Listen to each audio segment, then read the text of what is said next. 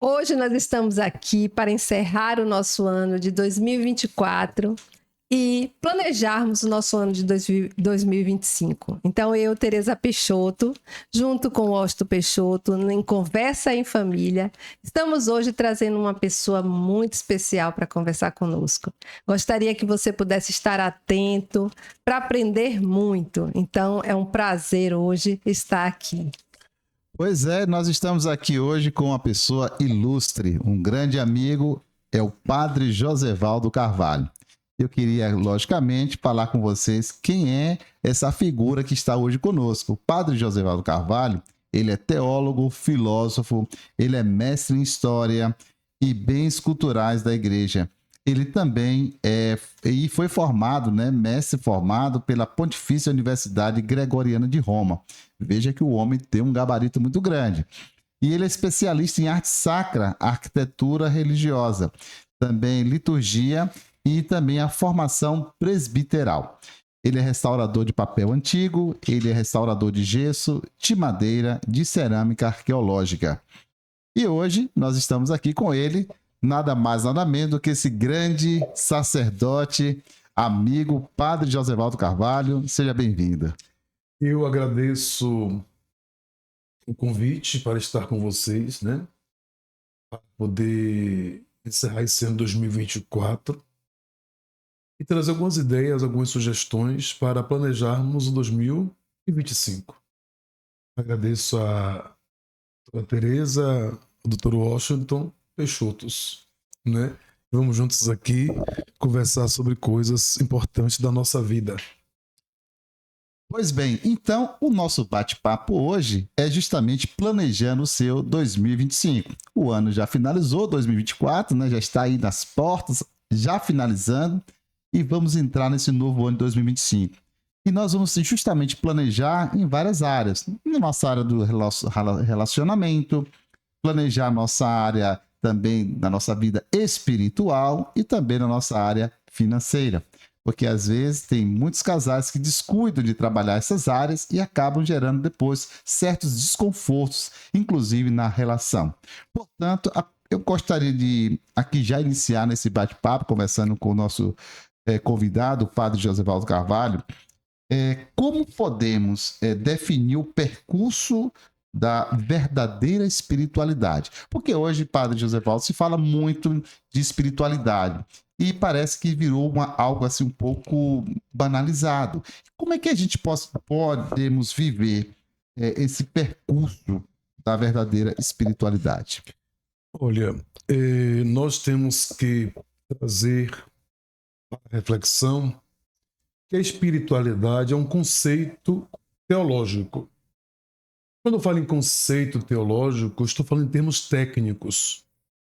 Não se trata de um adjetivo, nem de substantivo, não é um conceito na linha da filosofia, ou seja, um conceito ele é construído, ao ponto de caracterizar uma realidade. Por isso, pode ser objeto da investigação científica reflexiva.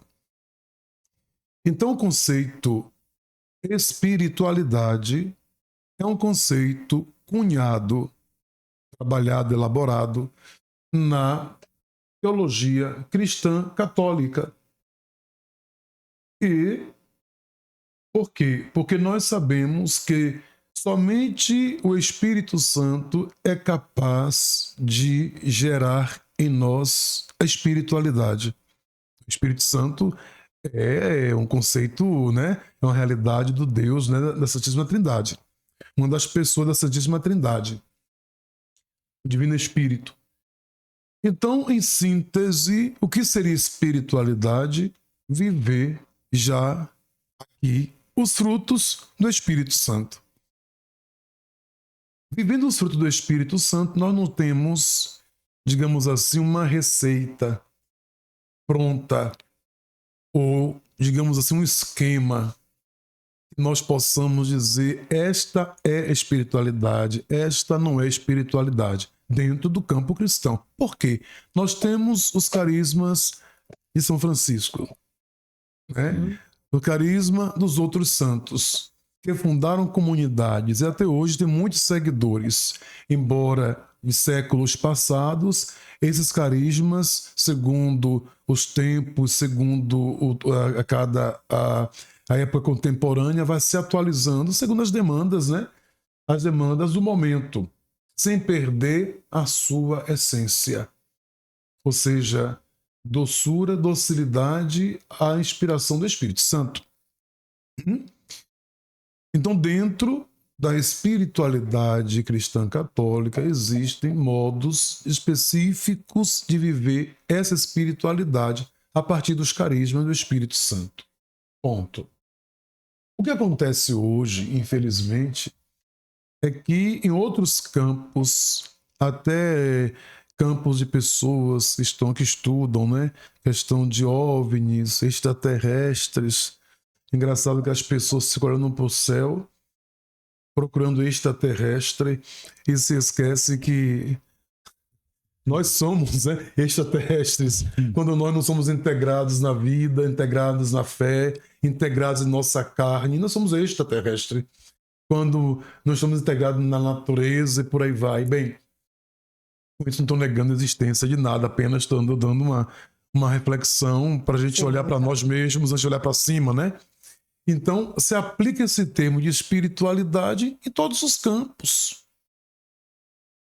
Numa espécie de indecência e desrespeito, até ao ponto de considerá-la ou de denominá-la espiritualidade livre. Como se a espiritualidade cristã fosse escravagista ou nos prendesse. Pelo contrário, a espiritualidade é para libertar o homem integralmente. Isso é muito interessante, porque quando a gente pensa como que a gente vai planejar o ano, como eu posso planejar o meu ano sem pensar no meu lado espiritual, sem pensar em como que eu vou viver dentro deste ano esta minha espiritualidade, esta minha relação com Deus, porque a partir dela é que vai brotar todos os outros aspectos da minha vida. Exatamente. Né? O aspecto de relacionamento entre as pessoas, seja aqui entre o casal, entre os filhos, entre os colegas de trabalho, entre a sociedade, seja na forma como eu vou gerenciar os meus sonhos, os meus projetos, o meu dinheiro, como que eu vou buscar, através disso, realizar esses projetos e como que eu vou cuidar de mim. O autocuidado. Porque, como falou, se eu estou olhando para o alto, eu não estou olhando para a minha carne. E olhar para mim é cuidar de todos os aspectos que me completam. Sim, exatamente. O aspecto físico, o aspecto mental, o aspecto emocional e o aspecto espiritual.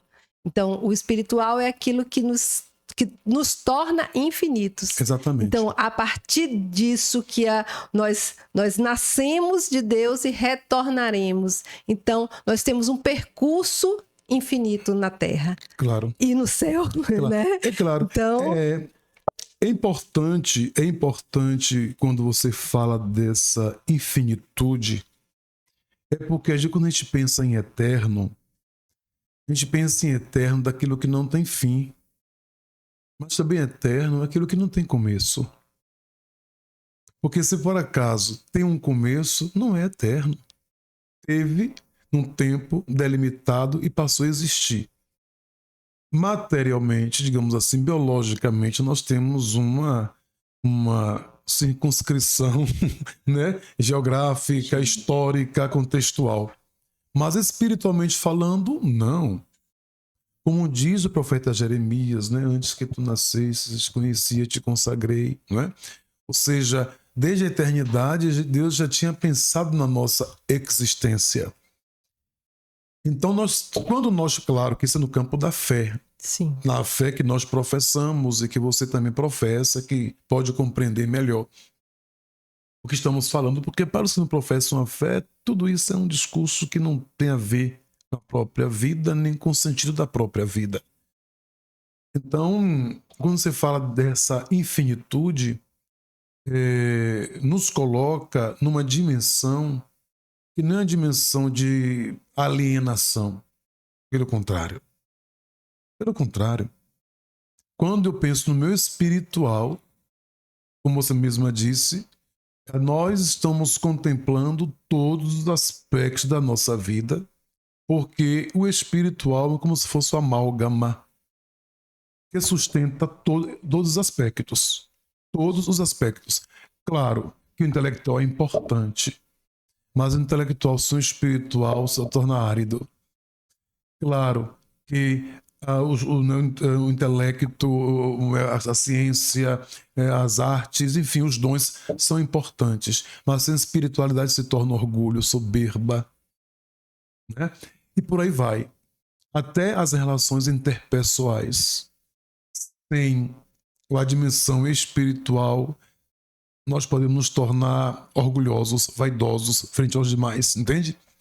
Nos aspectos que estou apenas citando, para dizer o quanto é importante nós cultivarmos a dimensão espiritual, porque é essa dimensão que sustenta todas as outras dimensões da nossa vida. Quando alguém chega para conversar comigo, ou numa confissão, ou numa breve direção espiritual, e que traz todo um desequilíbrio na sua vida, em todos os aspectos, eu pergunto logo, como está a sua vida espiritual? Como tem sido a sua oração? Né? Como está a sua relação com Deus? E a pessoa diz, eu rezo tal. Eu digo, esse tipo de oração não corresponde mais às suas necessidades espirituais. Porque nós temos necessidades espirituais. Ao ponto de São Pedro dizer, né? Para os novos na fé, leite, né? Para os mais maduros, alimentos mais sólidos, né? Então, para cada fase da vida, para cada dimensão da nossa vida, nós necessitamos, digamos assim, de uma espiritualidade mais intensa ou menos intensa, de acordo com as nossas necessidades. Então, não posso, por exemplo, viver no mundo de hoje, com as exigências do mundo de hoje, com as solicitações do mundo de hoje, com as chamadas facilidades do mundo de hoje, com a minha reza de primeira comunhão. E é interessante, né? Porque a diferença entre disciplina, né, metas e hábitos.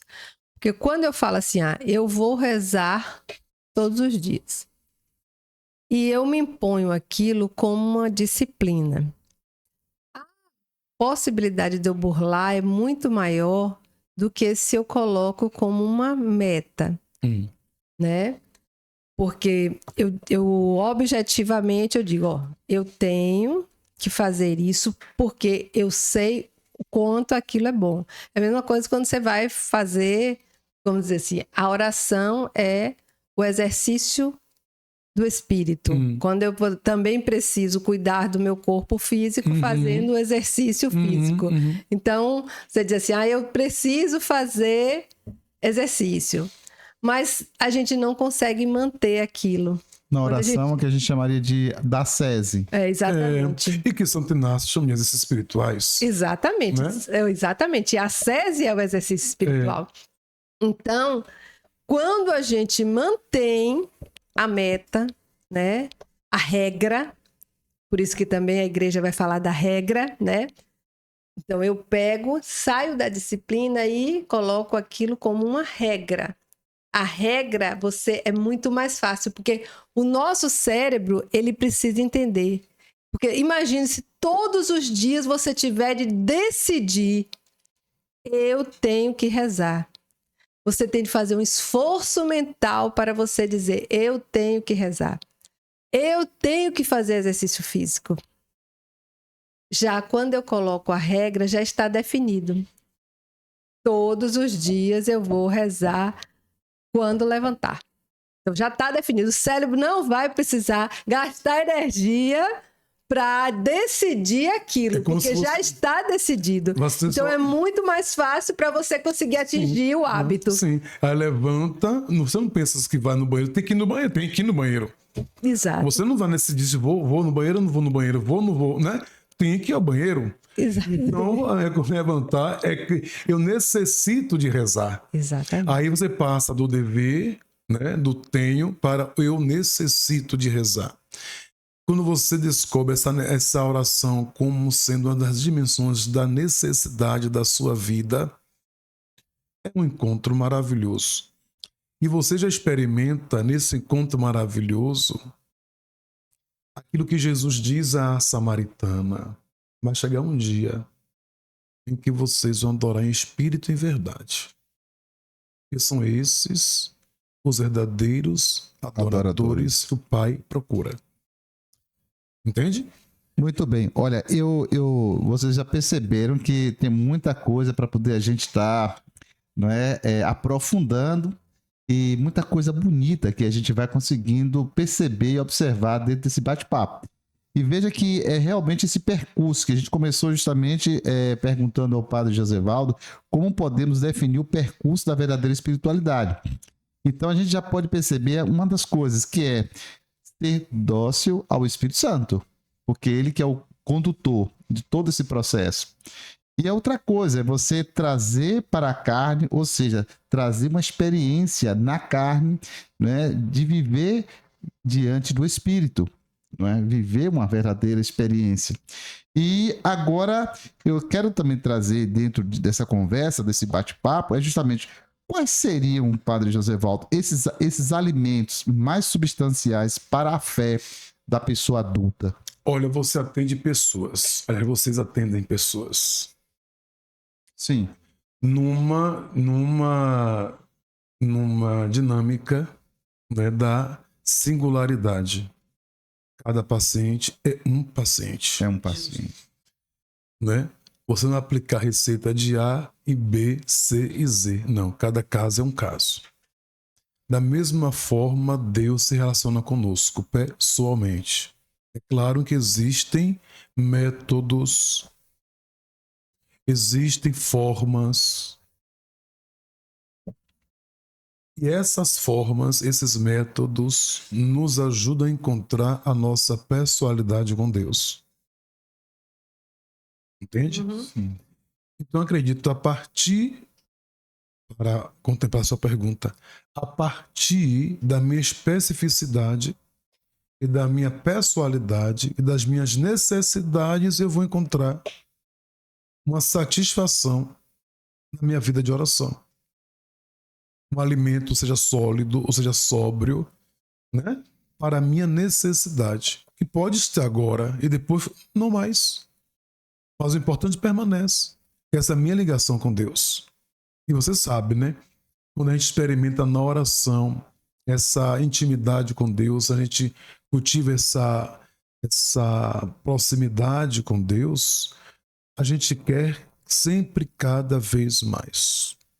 Talvez seja isso o medo das pessoas de se entregarem à vida espiritual ou de procurarem cultivar a vida espiritual, porque não sabem onde vão parar. Ou seja, viver do espírito, é claro que perdeu o controle de si mesmo. Porque Jesus diz, né, o espírito, a expressão que ele usa, né, não sabe para onde vai nem de onde vem, né? A gente perde o controle sobre si mesmo. E o grande problema é esse. É que nós queremos o controle sobre tudo, até sobre a ação de Deus em nossas vidas. Eu penso, por exemplo, nós agora, recentemente, estamos ainda nesse período do Natal, não é? E essa imagem do Natal é muito emblemática, desde da concepção da Santíssima Virgem Maria, quando aquela jovem, não é? Ela tem um encontro extraordinário que muda a história dela. Né? Sim. Muda totalmente a história. Logicamente, Nossa Senhora, a gente já deve imaginar que ela tinha uma vida espiritual muito profunda. Uhum. Então, quando o senhor fala a respeito de que quando a pessoa, às vezes, tem um certo medo de onde que isso vai dar, então, às vezes, as pessoas estão muito ainda presas em si mesmas. E quando a gente vê a imagem de Maria, né? E quando ela tem essa abertura, a docilidade do espírito, algo de extraordinário acontece na vida dela. Claro. Então, assim, esse medo que muitas vezes, como o senhor traz, esse medo das pessoas é também uma forma de como eu vou lidar, não é? Com essa nova... esse novo acontecimento na minha vida, como é que eu vou me lidar com isso? Onde é que isso pode desembocar? Porque quando eu olho para o senhor, eu penso também a mesma coisa, no sentido que era um jovem que recebeu um chamado, viveu a sua experiência dentro da espiritualidade, né? E tornou-se um sacerdote. Quer dizer, isso talvez nem passasse em sua cabeça de imediato, mas o desenrolar lhe levou a isso. Ao ponto de quando eu entrei no seminário, eu não dizia às pessoas que eu ia ser padre. Eu dizia, eu vou verificar se é isso que Deus quer de mim, né? Se for, será. Se não, voltarei, entendeu? Era assim, foi uma entrega total. Bem, voltando à questão da Virgem Maria. É impressionante. Quando eu falo medo, também o medo de viver a vida do espírito, também tem a questão da resistência. Resistência, que não é medo, é resistência. Depois, essa resistência de fazer a própria vontade, não a de Deus, né? Depois, uma certa desconfiança, porque tem os preconceitos todos ligados à igreja, ligados à fé, a pessoas de igreja, né? Bem, depois eu diria que tem também um aspecto de corresponder às expectativas familiares, sociais, culturais, porque hoje é normal de um jovem estar na balada, não na igreja rezando o terço, entende? Então, para não frustrar as expectativas dos pais, da família, culturais, sociais, enfim, eu resisto a tudo isso. Eu não quero saber da vida do espírito, eu quero controlar a minha vida. Engraçado que na liturgia de ontem, no Evangelho, né? Quando Maria e José encontram Jesus no templo, Sim. por que você fez isso conosco? Estávamos aflitos te procurando. Por que me procurava isso? Não sabeis que devo cuidar, estar na casa de meu pai? Essa é uma tradução. Ou seja, Jesus, aos 12 anos, frustra a expectativa dos pais para viver a vida do Espírito, cuidar, estar na casa do Pai. E, falando isso, os pais, né, conversam em família, devem estar apavorados, mas entendam o sentido da frustração, que vai bem na linha do amar e trair. Na linha do amar e trair. Quando um filho chega a frustrar a expectativa do pai e da mãe, é claro que causa um impacto, porque não vai corresponder àquilo que esperava. Porém, depois vem a alegria da certeza de ter dado uma boa educação, ao ponto de formar uma personalidade forte, capaz de decidir por si mesmo, ainda que essa decisão frustre as expectativas das pessoas mais amadas. Então, se um filho ou uma filha é capaz de frustrar as expectativas dos seus pais para fazer e cumprir aquilo que passa no seu coração, ele é capaz de frustrar a expectativa de qualquer um para realizar aquilo que ele quer. Justo. E isso, na vida do espírito, 1000 vezes mais. Porque sabe que está ancorado na esperança que não decepciona. Perfeito. Por isso que é interessante quando a gente pensa na família, no casal, onde ele tem de entender que os sonhos devem ser do marido e da mulher. E você não pode colocar todo mundo nesse pacotinho. Porque seu filho vai ter um sonho, sua filha vai ter outro sonho. No caso, nós temos 3 filhos, cada um tem o seu projeto de vida, cada um tem o seu sonho. E cada um nasceu para expressar um desígnio de Deus. Isso. Assim como nós. Sim. Então, quando a gente coloca todo mundo nesse pacotinho, é uma grande frustração para todos. Então, não desenvolve essa a potencialidade. Exatamente. E se não se desenvolver a potencialidade, não se realiza como pessoa. Se uma pessoa insegura, ao invés de frustra-se, né? Insegura, frustrada, incapaz de tomar decisões, decidir por si mesmas. E depois, assim, os desígnios de Deus são importantes na espiritualidade, porque na espiritualidade eu percorro, eu procuro, a palavra não era essa, eu persigo os desígnios de Deus, porque somente cumprindo os desígnios de Deus para a minha vida que eu serei feliz. Verdade. Então, quando a gente para pensar agora, estamos no dia 30 de dezembro, né? Amanhã nós estamos na véspera apesar de entender com o racional que é apenas uma passagem de um dia para o outro, que tudo praticamente continua como a mesma coisa, né? Mas tem toda essa emoção e é importante cumprimento de ciclos, né? Então, quando a gente olha para isso, pensar dentro desse planejamento como que eu vou viver essa espiritualidade. Dentro dessa espiritualidade, como que eu vou viver os meus sonhos e buscar que esses sonhos estejam conectados com os desígnios de Deus para minha vida. É né? que vem, é porque na espiritualidade e vivendo a espiritualidade, eu vou descobrir que os desígnios de Deus são infinitamente maiores do que os meus sonhos. E que vão me dar, eu já pressinto, eu já antegozo, como diz a liturgia, né? Sim, sim. Eu já experimento agora uma alegria vislumbrada na fé, que será completa, de modo completo, mas que eu já intuo, agora meu coração já intui, entende que esse é o caminho. Apesar de vivermos ainda, que a fé andar sem clareza, né? Um conceito é esse da fé, né? Andar sem clareza. Eu já percebo, o meu coração já entende. Eu pressinto. É o que Dom Gilson vai dizer que é a Letícia. A alegria. Né? Essa alegria. Então, planejando o seu 2025, perceba que coisa extraordinária.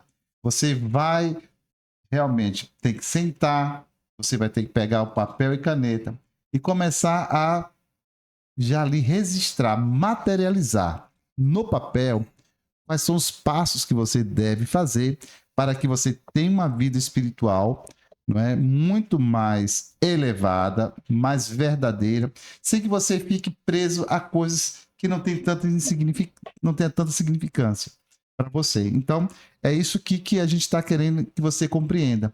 Que a espiritualidade não é uma coisa abstrata, não é uma coisa que tá, uma coisa etérea, mas a espiritualidade é algo que nos traz na nossa carne, um relacionamento com o mistério. Pessoal com Deus. Exatamente. Então, é isso que a gente quer que você comece já a entender. E não somente na sua vida espiritual, mas também observar nas suas relações, na sua relação familiar. Como é que você está? Como é que você está vivendo a sua relação familiar? E é isso um pouco que nosso amigo, querido Padre Josevaldo vai também nos dar umas pinceladas, como você vai ajustando o seu relacionamento para que você viva um 2025 de uma maneira mais plena. Você trouxe a figura da Virgem Maria. Sim. Né? A jovem Maria de Nazaré. Existe uma passagem no início logo, né, quando o anjo Gabriel, Lucas capítulo 1, quando o anjo Gabriel vai anunciar a Maria que ela será mãe do Salvador. O anjo Gabriel foi enviado por Deus a uma cidade da Galileia chamada Nazaré, a uma virgem desposada com um varão chamado José, da casa de Davi, e o nome da virgem era Maria. Versículo 28 do capítulo 1. Entrando onde ela estava. Isso aqui, para nós que temos um olhar mais amplo e profundo sobre a questão bíblica da palavra de Deus, não está aqui por acaso. Entrando onde ela estava, me remete automaticamente àquela pergunta que Deus faz a Adão: onde estás? Se Adão estivesse no lugar que Deus havia preparado para ele, Deus teria necessidade de perguntar a Adão onde ele estava? Se procurou, é porque Adão não estava no centro onde Deus o tinha colocado. Adão e Eva, Adão e Eva não estavam no centro no lugar que Deus havia preparado para eles. Ou seja, não estar no lugar que Deus preparou para mim é já falta de humildade. Humildade está no lugar que Deus preparou para mim. Há um lugar físico, não lugar teológico, qual de ser filho e filha de Deus, amado por Deus. Saindo do lugar do centro vai se marginalizar. E a consequência disso é o quê? O pecado. A Virgem Maria não. Deus não procurou saber onde estás, Maria. Sabia onde ela estava, porque a encontrou no lugar que ele esperava encontrá-la. Muito interessante. Porém, não basta estar no seu lugar. Sabe por quê? Zacarias também estava no seu lugar, oferecendo incenso, pai de João Batista, né? Sim. Oferecendo No incenso no templo, um sacerdote. Sim. Estava lá, desenvolvendo as suas funções sacerdotais, oferecendo o incenso que era a sua vez, mas não acolheu, duvidou. Percebeu que o estar no lugar é muito mais do que o espaço físico? Justo. Sim. É uma espécie de atenção, de vigilância, que nos remete às virgens prudentes e às virgens imprudentes. É esse lugar que eu estou falando. Que não te leva à paranoia, porque é um lugar espiritual que você sabe que te faz bem. Não se trata de não dormir. Pelo contrário, a vigilância é para o dia, a noite é para o sono. Eu só posso E vigiar. quando a gente pensa em família, a gente pensa no lugar. Exatamente. Nós somos chamados a um lugar quando somos chamados a ser uma família. Exatamente. Então, isso que o senhor fala traz algo assim, justamente aquilo também que a doutora Zira falou. Quando o senhor fala estar no lugar, eu pensei, o pai precisa estar no seu lugar, assumindo aquilo que lhe é próprio, a mãe no seu lugar também assumindo aquilo que lhe é próprio, Sim, e os filhos também. Daí gera-se um relacionamento, exatamente. um relacionamento saudável dentro desta relação de familiar. E todos no mesmo lugar, que é o lugar de filhos amados de Deus. Ótimo. Perfeito. Maravilha. Entendeu? Uhum. Porque depois, assim, o lugar dos filhos é entre os pais? Jamais. Os dois devem olhar para os filhos. Não permitir que os filhos se coloquem entre um e outro. É o que está acontecendo hoje, infelizmente, em muitas famílias, é que os pais perderam, muitos pais, né, em muitas situações, né, muitos pais perderam a autonomia na casa, diante dos filhos. O relacionamento parece que ficou invertido, parece que os filhos agora que mandam e os pais obedecem. Então, acho que uma coisa que a gente precisa entender isso melhor, essa questão do seu lugar, né, sua posição. E depois, assim, o assumir o seu lugar não é algo impositivo. É algo de que se reconhece. Claro. Quando você está no seu lugar, você não precisa dizer eu sou seu pai, me respeite. No autoritarismo, né? Entendeu? Não é uma coisa impositiva. Entendeu? Bem, é algo que é reconhecido. Não, eu amo meu pai porque ele é meu pai. Eu me sinto amado por ele, eu me sinto protegido, orientado por ele. Ele tem as virtudes que fazem com que eu olhe para ele com respeito. Interessante, porque aí quando você A mãe também, viu, mãe?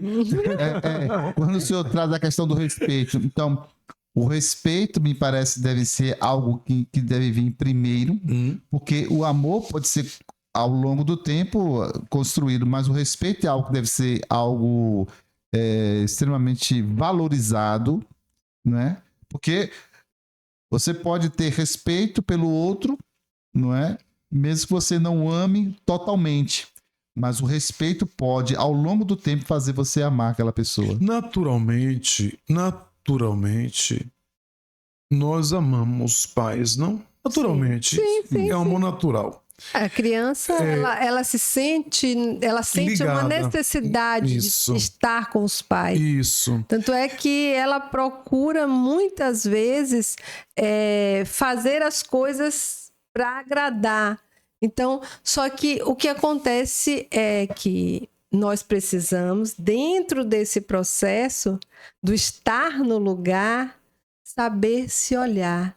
Saber olhar, eu estou realmente neste lugar, eu estou neste lugar de mãe e neste lugar de filha, e eu consigo tratar as minhas dores de filha para não estar levando dores Sim, dentro da minha família, sim, levando dores para meus filhos quando eu sou a mãe, sim. porque é aquela criança ferida que está lá dentro de mim, que não foi cuidada, não foi olhada, não foi tratada, não foi acolhida, e eu vou repetindo geração após geração Exatamente. uma série de problemas. E aí a gente vai dizer assim, é essa geração agora que está com problema? Não. Vai olhar lá toda essa história.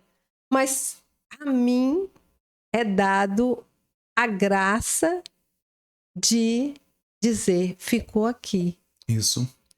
A partir daqui nós podemos construir uma outra história. Sim, justamente isso. Ou seja, a gente ama naturalmente quando nós somos pessoas curadas, capazes de amar.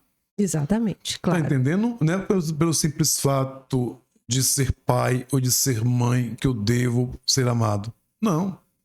Tem muitos filhos que odeiam porque não são amados, Justo. maltratados, distância, frieza, bem, indiferença, né? Ou seja, que pessoas que assumem a maternidade, a paternidade, mas não estão no seu lugar. Justo, Entende? exatamente. Então a Virgem Maria estava no seu lugar. No seu lugar. Assim como Abraão estava no seu lugar. Assim como Moisés estava no seu lugar. Né? Êxodo capítulo 3. Abraão, Gênesis capítulo 12. Sim. Assim como Pedro estava no seu lugar. Assim como Mateus estava no seu lugar. Tá percebendo? Sim. É naquele lugar do seu cotidiano onde você é encontrado.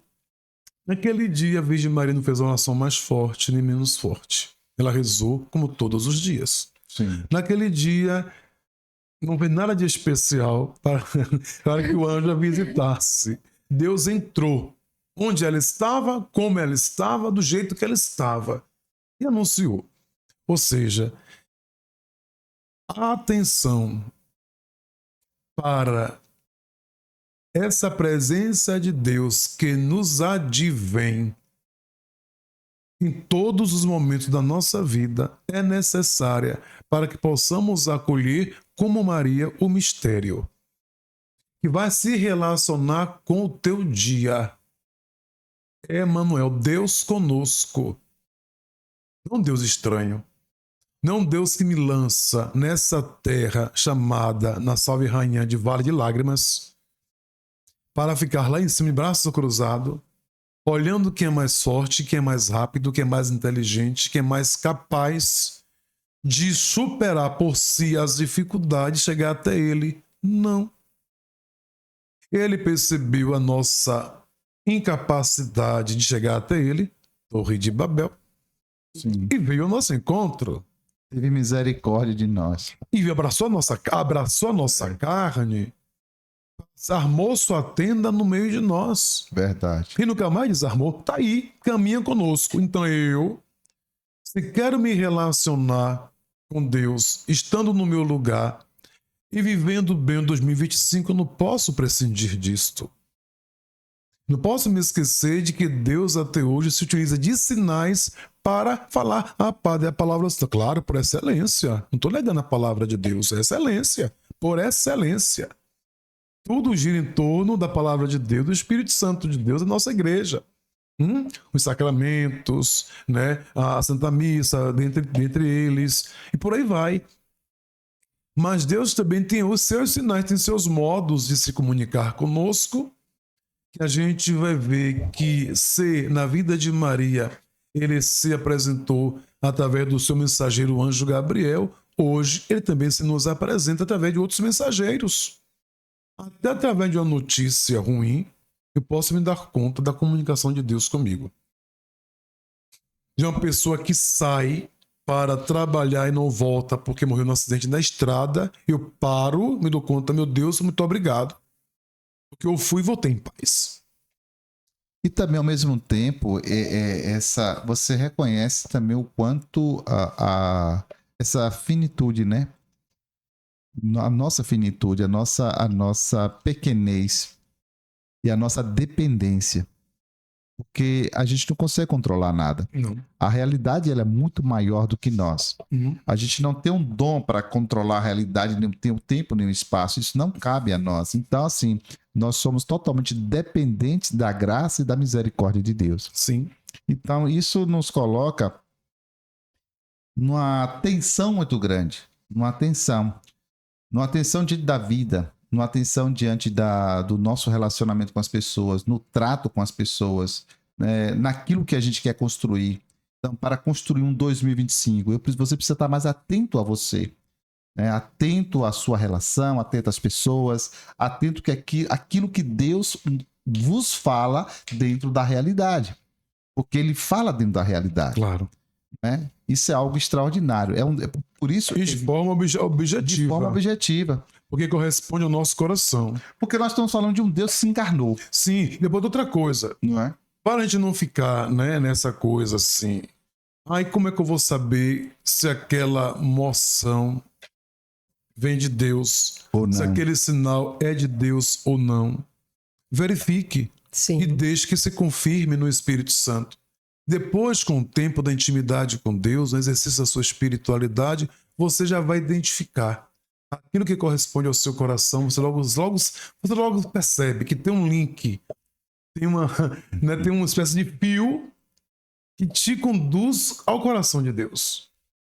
Embora, em alguns momentos, você perceba que seguir aquela direção é desafiador, mas você segue na esperança de que Ele está te correspondendo e que se você não seguir, você vai estar traindo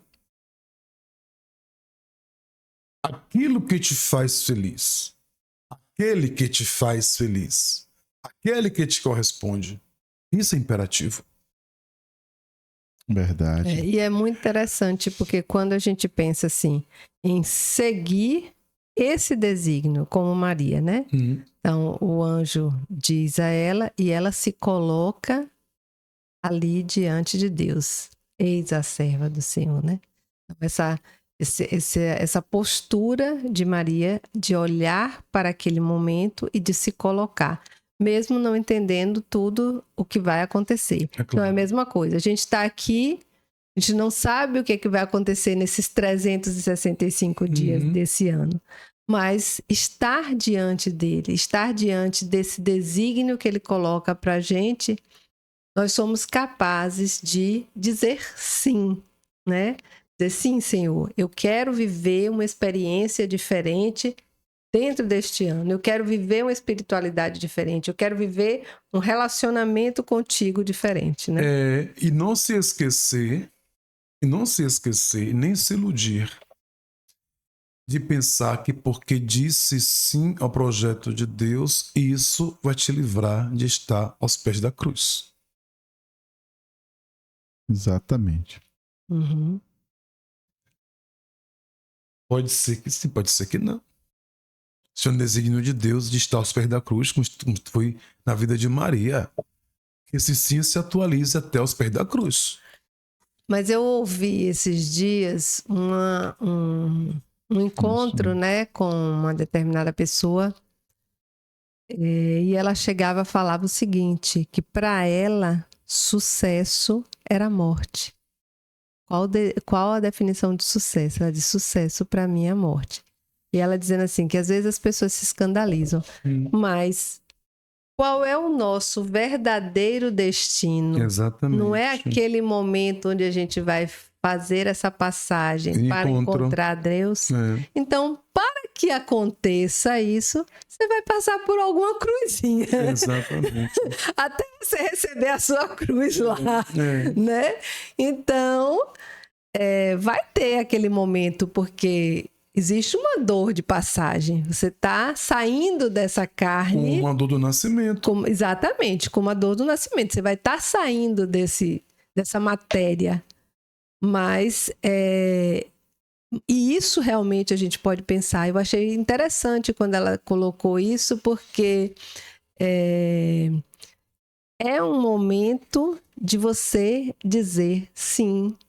Eu cumpri a minha missão, por isso realmente é um momento de sucesso, porque se eu vivi verdadeiramente este desígnio, então eu alcancei a minha meta. Combati o bom combate. Exatamente. Guardei a fé. Me espero o quê? A coroa da glória. Exatamente. Da mão do meu Senhor, né? Planejando o seu 2025. Olha, nós já falamos aqui um pouco sobre a questão do relacionamento, como você vai pensar sobre o relacionamento, como você vai gerar, né, todo o seu percurso, melhorando esse relacionamento. E o ponto fundamental é você deve estar no seu lugar. Assim como Nossa Senhora estava no seu lugar, como Adão estava, Moisés, Abraão, você precisa estar no seu lugar. Ou seja, atento ao mistério quando ele chegar. Atento ao mistério de Deus. A espiritualidade, nós vimos também um passo importante que você precisa ver. Ser dócil ao Espírito Santo e fazer essa experiência, né, de forma mais carnal, né? Isso é importante. E se alimentar, né, de alimentos substanciais para a sua fé. E nós temos um outro ponto para que você possa planejar o seu 2025, que é o ponto financeiro. E aí eu me lembro, viu, Padre Josevaldo, que quando chega agora nessa virada do ano, tem a mega da virada, né? Então muita gente aposta tudo nisso, não é? Que vai ganhar e faz e sonha, e toda a família se reúne naquele bolão e tantos amigos, empresas e tal. E as pessoas jogam tudo dentro da mega da virada como uma forma de mudar de vida. Mas às vezes se esquece de que é preciso fazer um trabalho diferente, porque muita gente faz assim, está nas mãos de Deus. Eu coloco tudo nas mãos de Deus, está tudo na mão de Deus, como se Deus fosse resolver todo o seu problema financeiro. Sim. E então, esquece de que precisa fazer o seu trabalho. Sim. Se aplicar, precisa fazer o seu investimento pessoal para que possa alcançar. Sim. Então, é esse ponto agora que a gente precisa trabalhar para que as pessoas compreendam o quanto é importante também elas participarem desse processo de crescimento também na vida financeira, principalmente na vida do casal. E esse processo não fica fora da espiritualidade. Sabe por quê? Porque também se eu quero ter uma maturidade espiritual, eu preciso investir nisso, naquilo que você falava de exercício, dedicação, disciplina, tempo, escuta, né? O dialogar com a palavra de Deus, dialogar, porque até para obedecer e seguir, eu preciso entender. Como é que eu vou obedecer e seguir se não entendi? Maria deu um passo na fé e foi compreendendo aos poucos. A passagem ainda quando encontrou Jesus no templo, né? E assim, eles não compreenderam o que Jesus disse. Entende? O processo de compreensão, ele vai crescendo, ele é dinâmico. À medida que esse processo de compreensão é dinâmico, o dinâmico também se torna nosso sim. A nossa adequação ao projeto de Deus, à vontade de Deus. Eu acredito nessa dinâmica, porque são os passos, né, da vida de Nossa Senhora. E também de Abraão, de Moisés e por aí vai. Então, se eu quero ter um equilíbrio financeiro, aqui não estamos falando de rico nem de pobre, estamos falando de equilíbrio financeiro. Eu preciso ter planejamento. Quando eu falei investimento, não é investimento segundo as cartilhas da economia, mas investimento no sentido de que ser disciplinado, não comprar além do que ganha. Sim. Não é? É o básico, né? Exatamente. Não. Básico. Sim, mas também não querer pretender mostrar-se uma coisa que não é.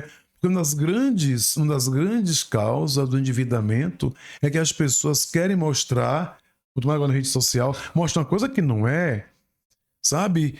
como se existisse um ideal, um patamar de estar bem, vestindo certas roupas ou comendo certas coisas, visitando alguns lugares, viajando para outros países.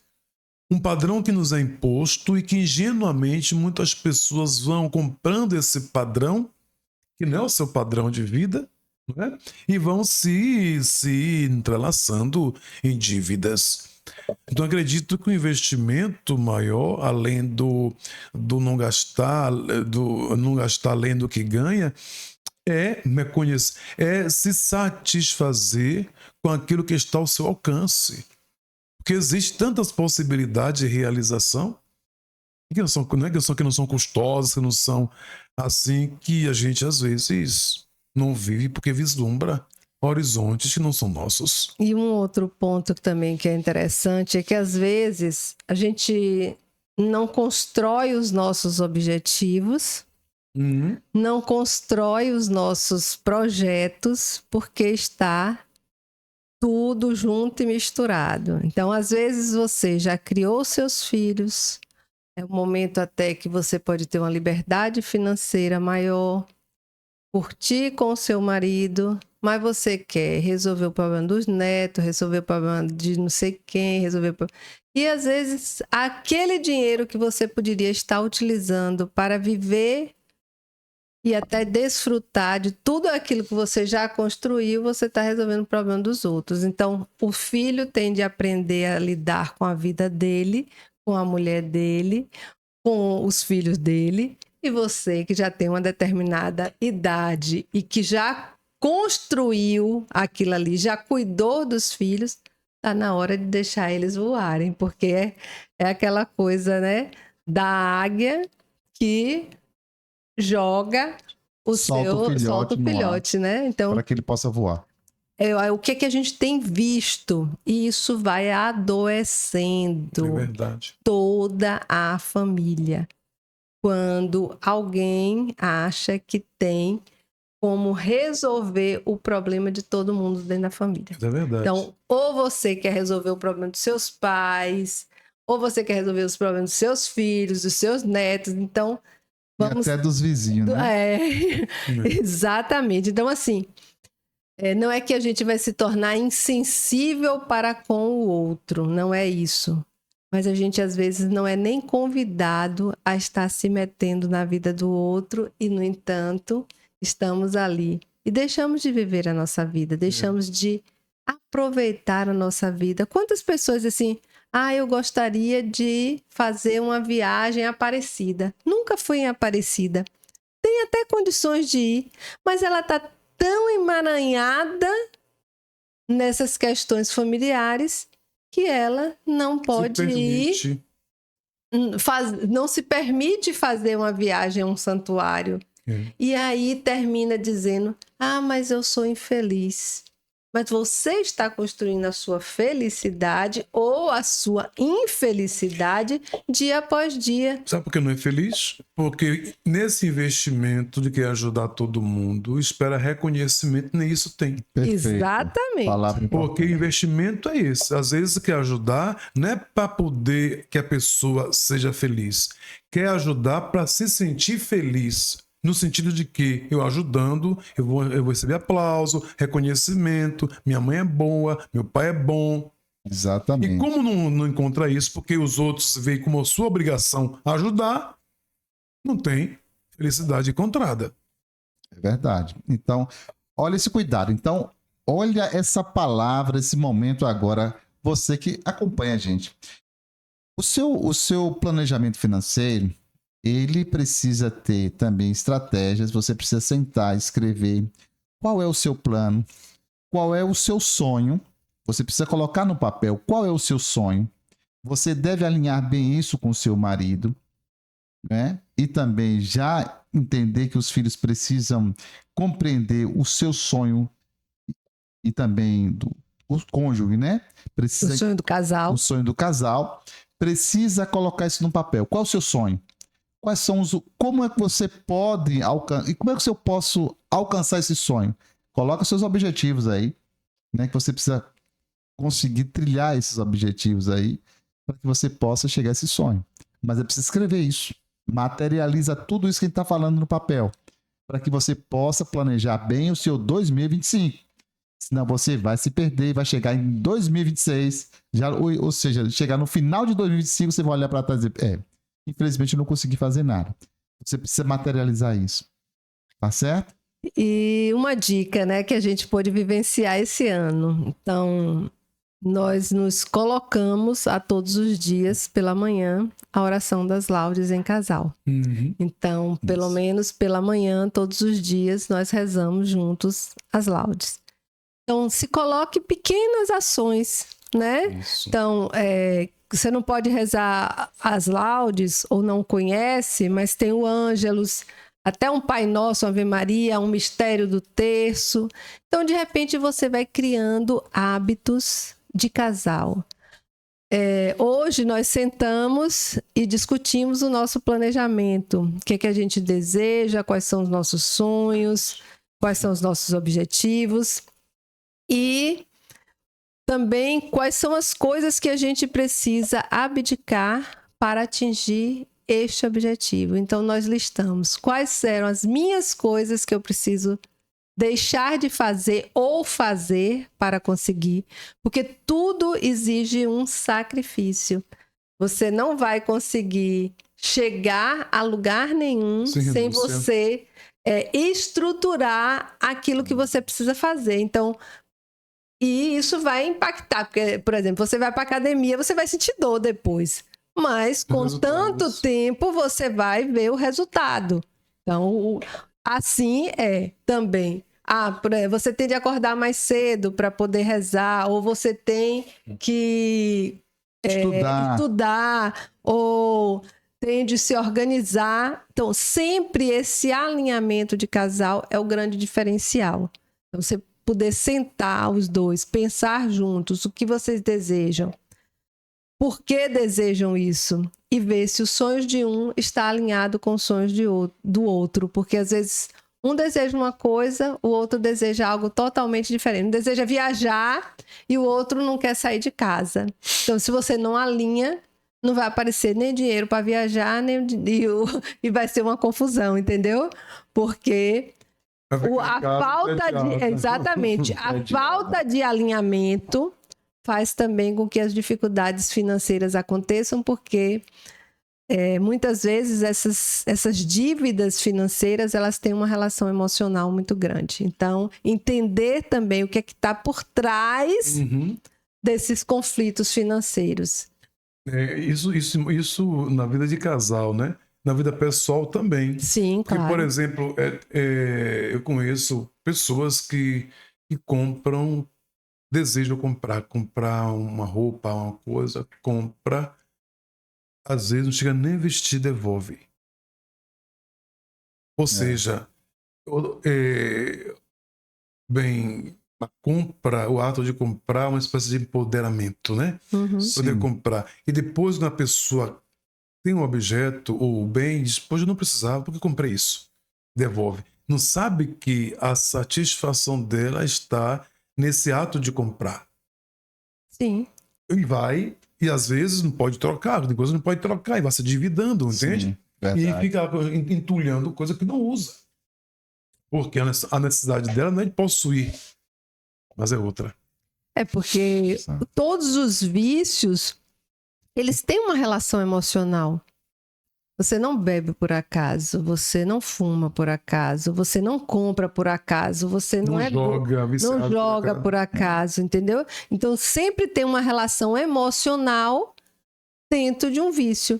Então, quanto mais a gente trabalha o autoconhecimento, mais você entende o porquê você está nesse caminho, quais são as pessoas que você está impactando agindo dessa forma, você não consegue mudar a direção. Então, por isso que é importante também dentro do... Porque quando a gente fala o casal, a gente fala também a família, né? Então, é importante você entender por que o seu filho está agindo dessa forma.